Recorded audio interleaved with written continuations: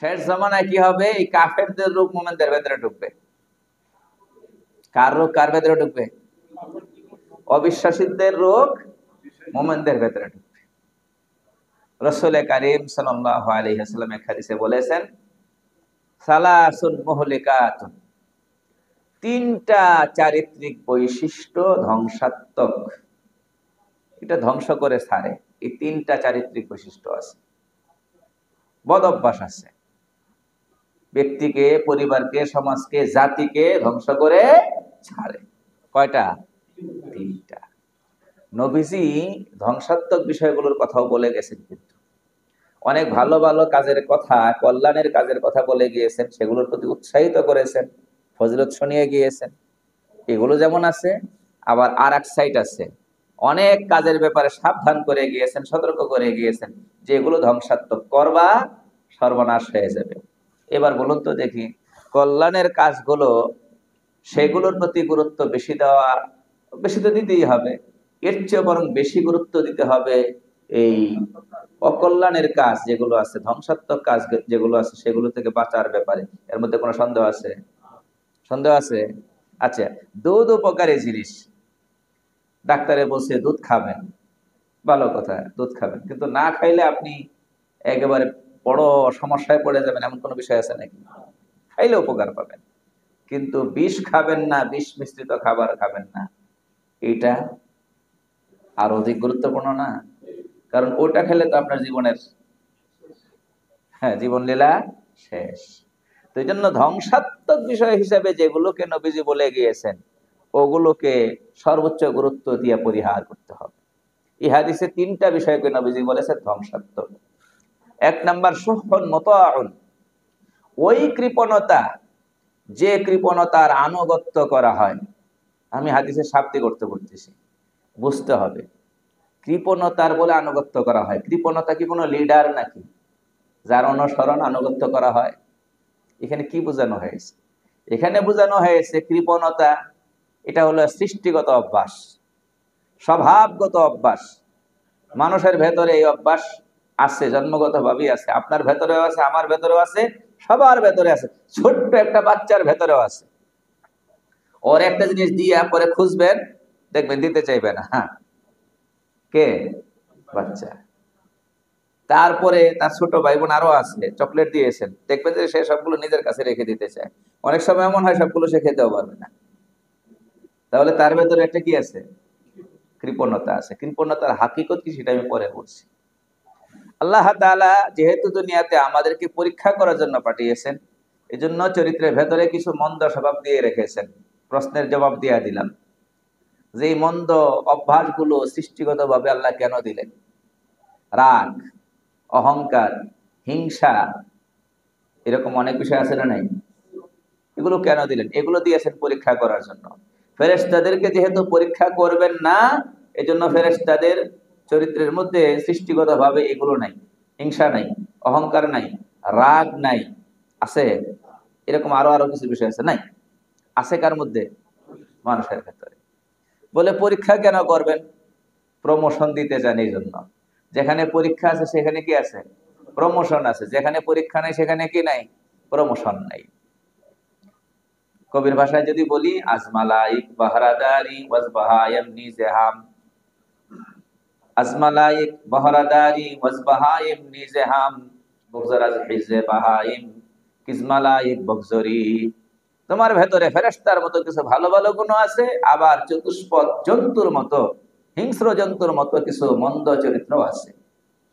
তোমার পরীক্ষার সাবজেক্ট হলো এই মন্দ চরিত্রগুলোকে, কোনোটাকে কন্ট্রোল করা, কোনোটাকে সম্পূর্ণ এগুলোকে দমিয়ে ফেলা। যদি পারো তাহলে এবার ফেরেশতার চাইতেও তোমার মর্যাদা বেড়ে যাবে। তাহলে পরীক্ষা কিসের জন্য? প্রমোশনের জন্য। বলেন, পরীক্ষা কিসের জন্য? মন্দ চরিত্রগুলো জন্মগত ভাবে আছে, সৃষ্টিগত ভাবে আছে, কিসের জন্য? পরীক্ষার জন্য। এর মধ্যে একটা হচ্ছে কৃপণতা। কৃপণতাটা কি এটা বুঝতে হবে। কৃপণতা হচ্ছে মালের প্রতি অতি বেশি লোভ। বলেন, মালের প্রতি অতি বেশি লোভ। এটারই প্রতিফলটা, এটারই ফলটা, রেজাল্টটা হচ্ছে কৃপণতা। এটা আছে। এখন কৃপণতা আমার ভেতরে আপনার ভেতরে আছে না এটা বুঝবো কি করে? যদি আমি হক আদায় না করি, কি না করি, হক আদায় না করি, তাহলে বুঝতে হবে আমার ভিতরে কি আছে, কৃপণতা আছে। বলে কার হক? সবার হক। এক নম্বরে আল্লাহর হক। এক নম্বরে কার হক? আল্লাহর হক। এই জন্য যারা আল্লাহর হক তার মাল দিয়ে আদায় করে না, সে এক নম্বরে কৃপণ। দুনিয়ার সব কাজ উদারভাবে করে, সব জায়গায় উদারভাবে দান করে, কিন্তু যাকাত ঠিক মতো দেয় না, এই লোক কোরআনের ভাষায় কৃপণ। আমার কথা না, আল্লাহ তাআলা সূরা আলে ইমরানে বলেছেন, ওয়ালা ইয়াহসাবান্নাল্লাযীনা ইয়াবখালুনা বিমা আতাহুমুল্লাহু মিন ফাদলিহি হুয়া খায়রুল লাহুম বাল হুয়া শাররুল লাহুম। যারা আল্লাহর দেওয়া অনুগ্রহ, আল্লাহর দেওয়া সম্পদ, এটা নিয়ে কৃপণতা করে, ইয়াবখালুন, কৃপণতা করে, তারা যেন এই কথা না চিন্তা করে তাদের এই কৃপণতা করে মাল আটকে রাখাটা তাদের জন্য কল্যাণকর না, বরং তাদের জন্য অকল্যাণকর। দুনিয়াতেও এরা অকল্যাণ ভোগ করবে। তাহলে এখানে আল্লাহ পাক শব্দ ব্যবহার করেছেন কি, ইয়াবখালুন, যারা যাকাত দেয় না তাদের ব্যাপারে বলছেন যারা কৃপণতা করে। পরিষ্কার হলো না? তাহলে যাকাত না দেওয়াটা কি? কৃপণতা। এখন আমাদের সমাজের বেশিরভাগ মানুষ যাকাত আদায় করে নাকি করে না? করে না। আর যারাও করে তারাও কি হিসাব করে করে না হিসাব ছাড়া করে? হিসাব ছাড়া করে। যাকাত যদি আসে 2.5 কোটি টাকা, হয়তো 2 লাখ টাকা যাকাত আদায় করবে সর্বোচ্চ। অথচ বেটার উপর যাকাত আবশ্যক হয়েছিল কত? 2.5 কোটি টাকা। আর যদি 2.5 লক্ষ টাকা যাকাত এসে থাকে, তাহলে হয়তো 50-60 হাজার টাকা শাড়ি লুঙ্গি বা কিছু ক্যাশ গরিবদেরকে নিজের এলাকায় দিয়া শেষ। তাহলে এই লোকগুলো কি? কৃপণ। এরপর আর হক কোথায়? বান্দার হক। বান্দার হকের মধ্যে কি আছে? আব্বা আম্মার জন্য যতটুকুন দেওয়ার দরকার দিচ্ছে না, কৃপণ। সন্তানদেরকে যে পরিমাণ দেওয়ার দরকার ছিল দিচ্ছে না, কৃপণ। স্ত্রীকে যে পরিমাণ দেওয়ার দরকার ছিল দিচ্ছে না, কৃপণ। বোনের হক ছিল আদায় করে না, সম্পদ চলে যাবে বোনের কাছে, বোনের হক দিল না, কৃপণ। ভাইয়ের সঙ্গে সম্পর্ক খারাপ করেছে, কৃপণ। কথাগুলো আমার না, এটা অনেক রোগের মূল। সম্পদের প্রতি অতি লোভ, যেটার ফল হচ্ছে কৃপণতা। রাসূল কারীম সাল্লাল্লাহু আলাইহি ওয়াসাল্লাম বলেছেন, ইয়াকুম ওয়াসহুহা, মুসলিম শরীফের হাদিস, হে আমার উম্মত, কৃপণতা থেকে বেঁচে থাকবে। কি থেকে বেঁচে থাকবে? কৃপণতা থেকে বেঁচে থাকবে। ফা ইন্নামা হালাকা মান কানা ক্বাবলাকুম বিসহুহি, কারণ আগের উম্মত গুলো হালাক হয়েছে, ধ্বংস হয়েছে এই কৃপণতার কারণে। এই কৃপণতা মারাত্মক বদঅভ্যাস। আমারাহুম বিল বুখলি ফাবাখিলু, এদেরকে আদেশ করছে কৃপণতা করে মাল ধরে রাখার জন্য, ওরা কৃপণতা করে মাল ধরে রেখেছে। হকদারে হক দেয় নাই। কি করে নাই? হকদারে হক দেয় নাই। যাকাত দেয় নাই, আব্বাকে যা দেওয়ার দেয় নাই, আম্মাকে যা দেওয়ার দেয় নাই, স্ত্রী সন্তানকে যা দেওয়ার দেয় নাই, ভাইকে যা দেওয়ার দেয় নাই, বোনকে যা দেওয়ার দেয় নাই, এটা করেছে। দিয়ে আটকায় রাখছে মাল সবকিছু। নিজেও কৃপণ, কিন্তু নিজেও ভোগ করতে পারে না, অন্য কাউকে ভোগ করতে দেয় না, সব নিয়ে কবরে চলে যায়। নাকি না থয়ে যায়? আখের থয়ে যায়, কপাল পোড়া। এরপরে ওয়া আমারাহুম বিল কতিআতি ফাকাতাউ, রক্তের সম্পর্ক ছিন্ন করার আদেশ করেছে। এই তার এই মন্দ চরিত্রটা, এই মন্দ চরিত্র আদেশকারী রূপ করতে বলা হয়েছে। কৃপণতার যে রোগ, এই রোগে তারে বাধ্য করছে আত্মীয়তা সম্পর্ক ছিন্ন হওয়ার মতো কাজ করার জন্য। সে তাই করেছে। সম্পদের কারণে আত্মীয়তা সম্পর্ক নষ্ট হয়, এমন দৃষ্টান্ত আছে না নাই? আল্লাহ আল্লাহ আল্লাহ। ভাই ভাইকে বিদায় করে দেয় দুনিয়া থেকে সম্পদের লোভে, আছে না নাই? বাবাকে মেরে ফেলে, এরকম ঘটনা আছে না নাই? এসব হচ্ছে সম্পদের প্রতি অতি লোভ, অপর ভাষায় কৃপণতা। এরপরে রাসূল সাল্লাল্লাহু আলাইহি ওয়াসাল্লাম আরো বলেছেন, ওয়া আমারাহুম বিল ফুজুরি ফাফাজারু, তাদেরকে নানা রকম পাপাচার, নানা রকম কবিরা গুনার আদেশ করেছে। এর মানে ওই সম্পদ ধরে রাখার জন্য অনেক রকম পাপ করতে হয়, সব করেছে। ওই মানুষদেরকে ঠকিয়েছে, 2 নাম্বারই করেছে, আর একজনের সম্পদ আত্মসাৎ করেছে। এই সম্পদের প্রতি অতি লোভ, এগুলো কোরআন নাজিল হওয়ার সময়ে মুমিনদের ভেতরে ছিল না, বেঈমানদের ভেতরে ছিল, কাফেরদের ভেতরে ছিল, অবিশ্বাসীদের ভেতরে ছিল। কিন্তু রাসূল কারীম সাল্লাল্লাহু আলাইহি ওয়াসাল্লাম বলে গিয়েছেন, কিয়ামতের আগে ঈমানদারদের ভেতরেও যারা নিজেদেরকে মুসলিম দাবি করবে, যারা নিজেদেরকে ইমানদার দাবি করবে, তাদের ভেতরে এই রোগগুলো ঢুকবে। ঢুকছে কিনা? কথা বলেন না। ঢুকছে। তাহলে এই রোগ রাখা যাবে না, এটাতে বেড়ে আসতে হবে, বেড়ে আসতে হবে। এর বিপরীত জায়গায় অবস্থান নিতে হবে। কৃপণতার জায়গায় না, এর বিপরীত জায়গায়। বিপরীত জায়গা কোনটা জানেন? সেটা হলো দানের ক্ষেত্রে, খরচের ক্ষেত্রে উদার হওয়া লাগবে। বলে মানুষ তো বোকা বলবে, বা মা বাবা তো বলবে যে এই ছেলে খাবে কি করে, খালি দেয়। ঠিক না? হ্যাঁ, আপনি যদি এই অভ্যাস করতে পারেন তাহলে আপনিই খাবেন। আপনি অভ্যাস করতে পারলে কে খাবে? আপনিই খাবেন। কারণ আপনি যখন দিবেন, আপনাকেও দেওয়ার মতো একজন থাকবে। উনিকে উনিকে আল্লাহ। এক বুখারীতে, সহিহুল বুখারীর এই এক কিতাবেরই কয়েক জায়গায় হাদিসটা এসেছে। হাদিসে কুদসি, রাসূলের হাদিস, মূল বক্তব্যটা কার? আল্লাহ। আল্লাহ বলেন, আনফিক ইবনা আদম উনফিক আলাইক, আদম সন্তান তুমি দান করো, আমি তোমাকে দেব। আল্লাহ দিলে তো সমান সমানই দিবেন, নাকি বলেন? কম তো দিবেন না, সমান সমান দিবেন না বেশি দিবেন? কমসে কম তো কি করবেন? 10 গুণ দিবেন। যে ব্যক্তি দান করে নিজের হালাল পয়সা থেকে, কাকে খুশি করার জন্য?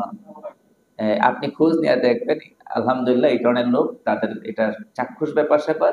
যত দিন যায় সম্পদ বাড়ে, যত দিন যায় সম্পদ বাড়ে। কারণ আল্লাহর কথা সত্য, আল্লাহ রসুলের কথা কি সত্য। তুমি দাও, তাহলে তোমাকে দেবে কে? আল্লাহ।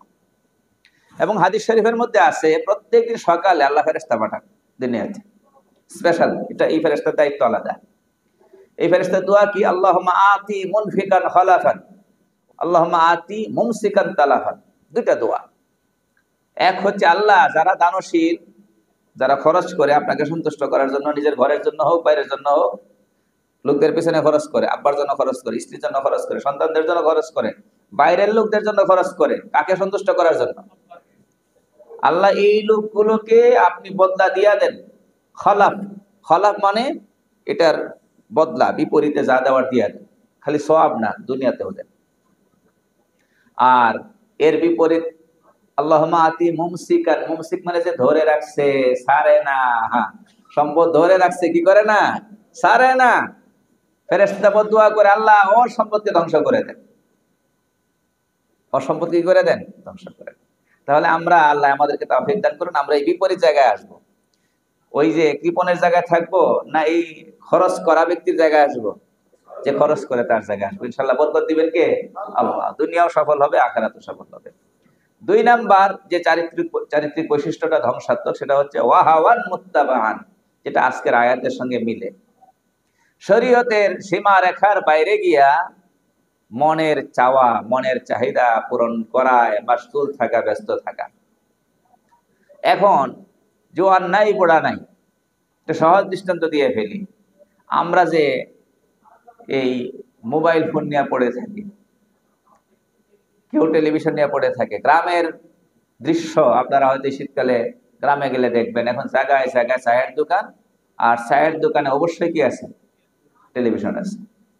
জোয়ান নাই, বুড়া নাই।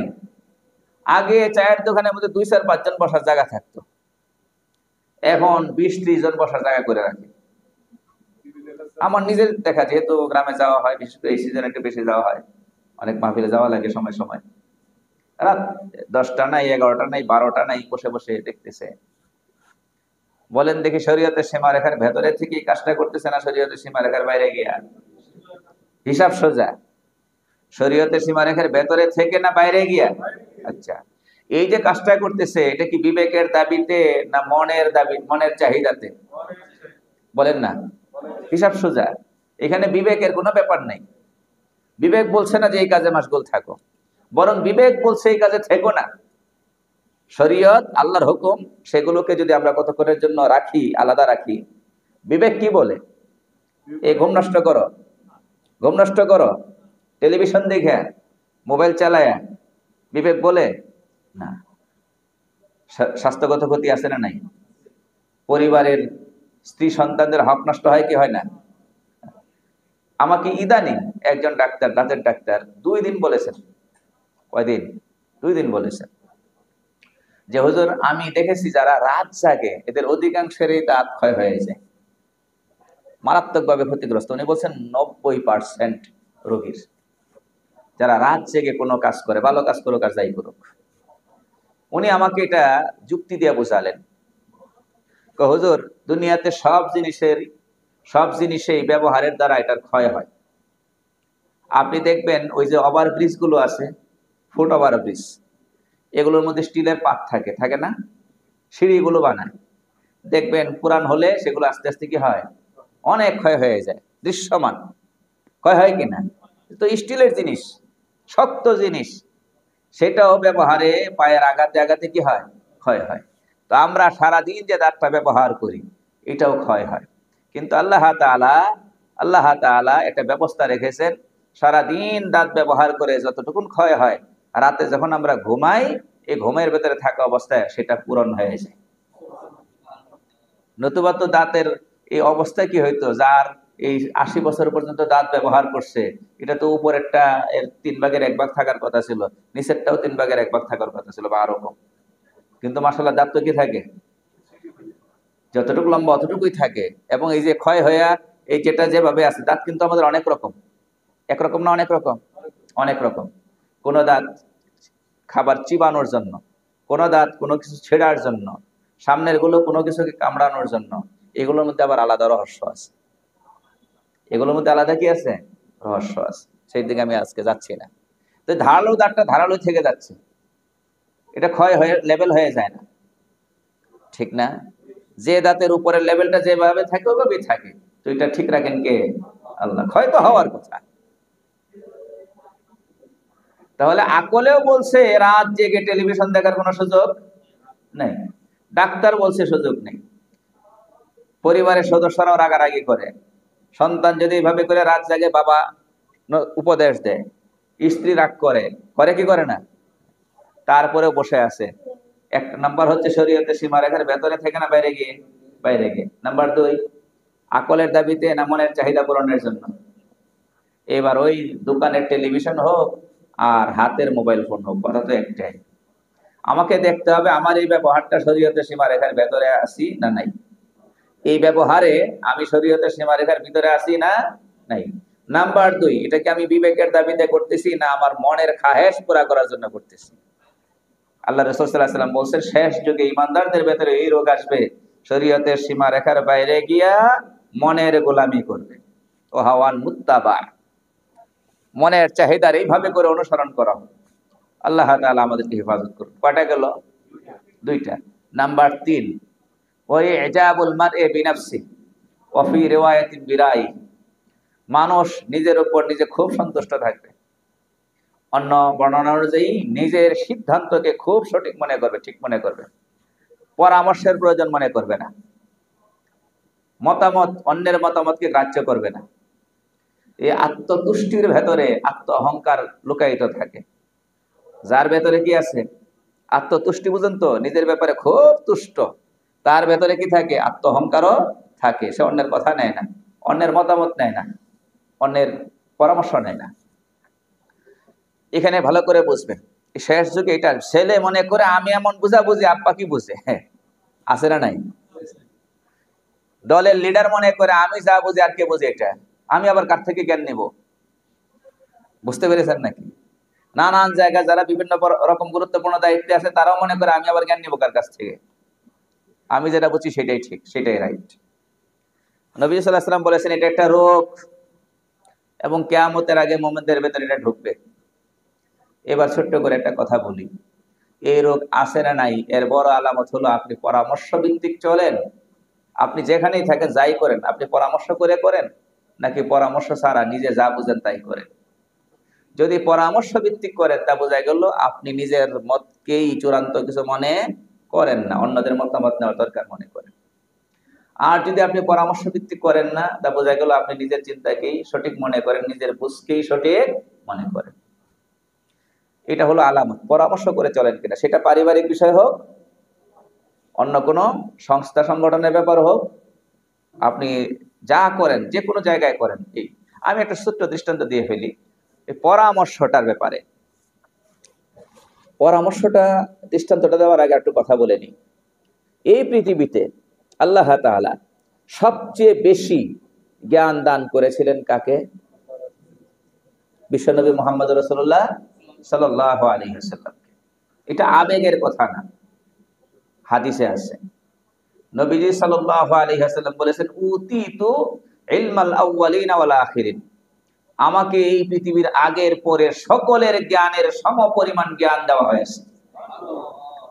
এরপরেও নবীজির প্রতি আল্লাহ তাআলার তরফ থেকে আদেশ ছিল, কোরআনে বলা হয়েছে, ওয়াশাবিরহুম ফিল আমর, নবীজি আপনার সামনে যে ব্যাপারগুলো আসে, বিষয়াদি আসে, আপনি আপনার সাহাবীদেরকে নিয়ে পরামর্শ করুন। এখন পরামর্শ করার অর্থ এই না যে আরেকজনের কাছ থেকে নলেজ নেওয়া, জ্ঞান নেওয়া। বিশ্বনবী মুহাম্মদ রাসূলুল্লাহ সাল্লাল্লাহু আলাইহি ওয়াসাল্লাম আবু বকর রাদিয়াল্লাহু তাআলা, ওমর রাদিয়াল্লাহু তাআলা, ওসমান রাদিয়াল্লাহু তাআলা, আলী রাদিয়াল্লাহু তাআলা এবং অন্যান্য সাহাবা যারা আছেন তাদের সঙ্গে পরামর্শ করে কাজ করতেন। এর অর্থ এই ছিল নাকি যে নবীজি আবু বকরের কাছ থেকে জ্ঞান নিতেন, নবীজি ওমরের কাছ থেকে জ্ঞান নিতেন, নবীজি ওসমানের কাছ থেকে জ্ঞান নিতেন, নবীজি হযরত আলীর কাছ থেকে জ্ঞান নিতেন, ইবনে মাসউদের কাছ থেকে জ্ঞান নিতেন, এরকম বলা যাবে নাকি? পরামর্শ করা মানে এই না যে আপনি, আপনার মধ্যে জ্ঞানের কমতি আছে এই জন্য অন্যদের কাছ থেকে জ্ঞান নিচ্ছেন। আমরা আজকাল বলি কি, আমারে জ্ঞান দিতে এসো না, বলি না? বুঝতে পেরেছেন নাকি? তাহলে পরামর্শ করা অর্থ অন্য কাছ থেকে কি নেওয়া না, জ্ঞান নেওয়া না। এখানে অন্য ব্যাপার আছে, আল্লাহর তরফ থেকে এখানে হিকমত রাখা আছে। আপনি যত বড় জ্ঞানী হন, অনেক সময় আপনি নিজেও বুঝবেন যদি আপনি পরামর্শ ভিত্তিক চলেন, যে আপনার মাথায় যা এসেছিল এর চেয়েও ভালো আর একটা কথা আরেকজনের মাথায় এসে গিয়েছে। আমি কিন্তু এখানে একটা গুরুত্বপূর্ণ বিষয় বোঝাবো, এর আগে যদি একান্তই ব্যস্ততা না থাকে উঠবেন না। বুঝতেছেন কথা? সেটা কি? এটা আমরা নিজেরা যারা পরামর্শ করে কাজ করি তাদের কাছে অনেক সময় পরিষ্কার হয় যে পরামর্শ করার আগে মাথার মধ্যে একটা ছিল, পরামর্শে বসছি, এখন দেখা যায় না আর একটা জিনিস আমার কাছে কি মনে হচ্ছে, এই অন্যের কথাবার্তা শোনার পরে, অন্যের মতামত শোনার পরে মনে হচ্ছে এটা ভালো। আর পরামর্শের আর একটা বেনিফিট হলো, যাদেরকে নিয়ে আপনি পরামর্শ করবেন তারা আপনার উপর সন্তুষ্ট থাকবে। আপনার উপর কি থাকবে? সন্তুষ্ট থাকবে। আপনি পরিবারের প্রধান, আপনি যদি ছেলে মেয়ে বউকে নিয়ে পরামর্শ করেন, ওরা আপনার উপর সন্তুষ্ট থাকবে। যদি না করেন, ওরা বলবে আব্বা তো সারা জীবন আব্বার মতোই চললো, আব্বা আব্বার মতো করে সবকিছু করছে, আমার জীবনটা শেষ করছে বলবে। কারণ আপনি জীবনেও কি করেন নাই, তাদেরকে নিয়ে পরামর্শ করেন। আচ্ছা, অতি সাম্প্রতিক সময়ে যেটা হয়েছে আমাদের জাতীয় প্রেক্ষাপটে, জাতীয় একটা ইস্যুতে, এই প্রধান উপদেষ্টা তিনি কি করেছেন,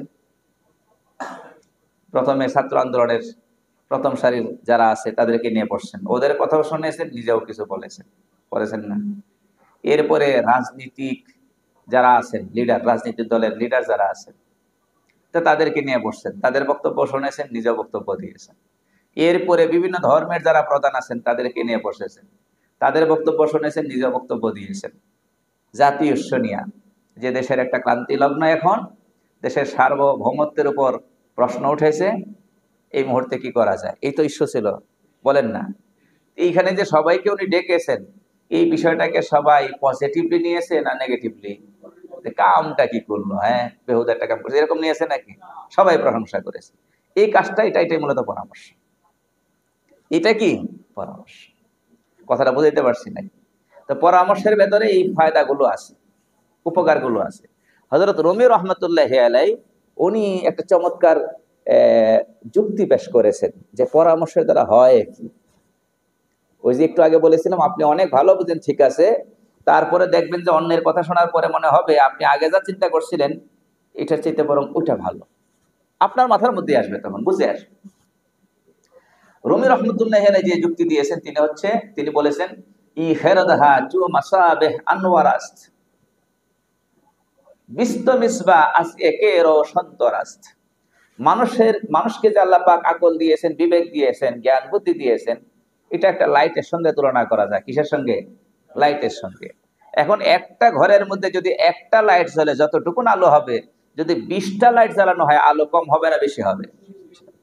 আপনি একজন মানুষের চিন্তা দিয়ে একটা জিনিসকে ফোকাস করতে চান, আর একটা হলো 20টা মানুষের জ্ঞানকে, চিন্তাকে এখানে ফোকাস করতে চান, আলো কোন সময় বেশি হবে?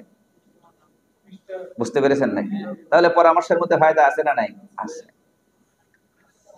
এখন একটা ছোট্ট বিষয় বুঝে ফেলেন, সমসাময়িক বিষয়। দাওয়াত ও তাবলীগের দুইটা ধারা এখন। আমাদের দেশের মিডিয়া বলে জুবায়েরপন্থী আর সাতপন্থী, সাতপন্থী আর জুবায়েরপন্থী। এই জিনিসটা আগে বোঝার দরকার। মিডিয়ার উপর আমরা কোনো সময় আস্থা রাখতে পারি না। আপনারা রাখতে পেরেছেন নাকি? বলেন না। অন্তত হকের পক্ষে, ইসলামের পক্ষে মিডিয়ার অবস্থান কোন সময় পাইছেন মজবুত অবস্থান? কোন সময় পাইছেন? বরং সবসময় ইসলামের কি বিপক্ষে। যখনই কোনো ইসলামী ইস্যু আসে এর বিপরীতটা পক্ষে থাকে কে? মিডিয়া। এখন সাতপন্থী আর জুবায়েরপন্থী, সাতপন্থী শব্দটা একভাবে ঠিক আছে, কিন্তু তারপরে শব্দটা আরো সুন্দর হইলে ভালো হতো, যে মাওলানা সাদ সাহেবের অনুসারী, এটা হলে ভালো হতো। এটুক তারপরে সাতপন্থী বলা যায়, যেহেতু একজন মানুষের কি অনুসরণকারী তারা, এই জন্য বলা যায়। কিন্তু জুবায়েরপন্থী বলা হয়, এটা সম্পূর্ণ মিডিয়ার বানানো শব্দ, এটা অসত্য শব্দ। কারণ এই যে ব্যাপারটা, এটা শুধু বাংলাদেশ কেন্দ্রিক না। কি বলছি আমি? এই যে তাবলিগ জামাতে যে দুটা ভাগ হয়ে গিয়েছে, এটা কি বাংলাদেশ কেন্দ্রিক না সারা বিশ্ব কেন্দ্রিক?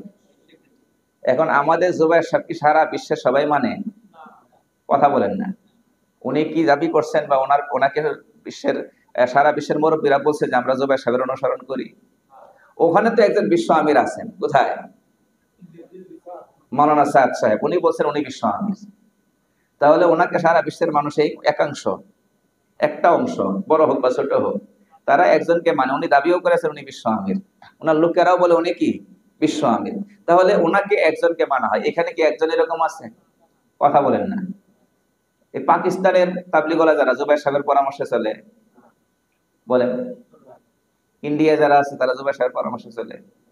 পৃথিবীর অন্যান্য দেশে যারা আছে তারা জুবায়ের সাহেবের পরামর্শে চলে। তাহলে জুবায়ের সাহেবের অনুসারী কেমনে হতো? জুবায়েরপন্থী কেমনে হতো?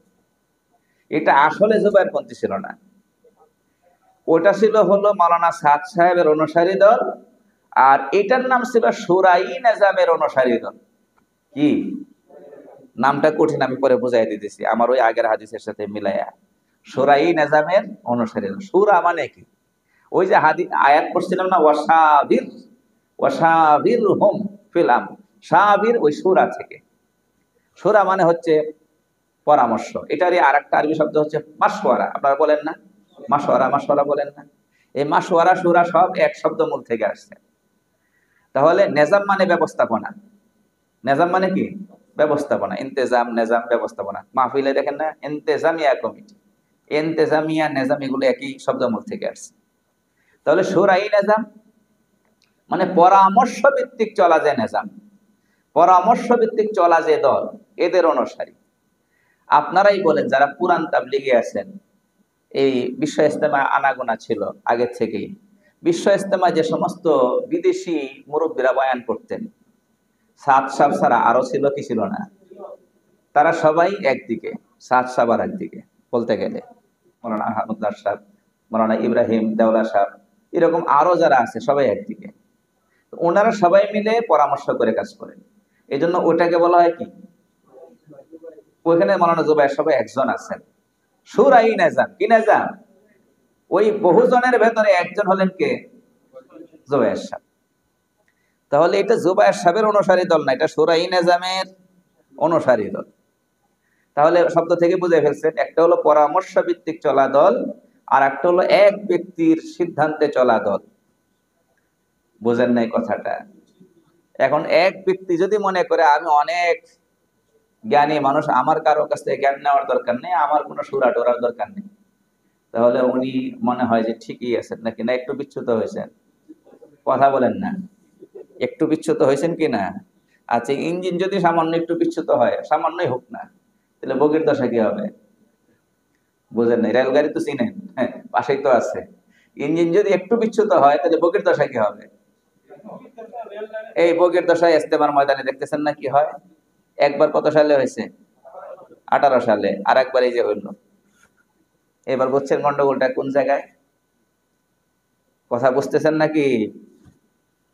আপনার পরিবারের মধ্যেও থাকতে হবে পরামর্শ ভিত্তিক চলা, আপনার সমাজেও থাকতে হবে পরামর্শ ভিত্তিক চলা, প্রতিটা প্রতিষ্ঠানে থাকতে হবে পরামর্শ ভিত্তিক চলা। এই যে আমাদের মাদ্রাসা চলে, আমি তো একটা মাদ্রাসার ছোটখাটো দায়িত্বশীল না।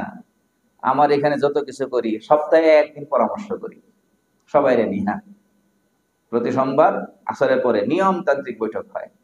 মাশওয়ারা হয়, পরামর্শ হয়। যত কিছু হবে পরামর্শ ভিত্তিক। কমিটি আছে না নাই মাদ্রাসার? আছে। সেই কমিটিও এককভাবে সভাপতি সাহেব কোনো ফয়সালা দেন না, যে এটা বলে দিলাম করেন। সেক্রেটারি সাহেব দেন না, মোতালি সাহেব দেন না। এখানেও কি আছে? তারাও পরামর্শ করেন, মিটিং করেন। মিটিং মানে কি? পরামর্শ।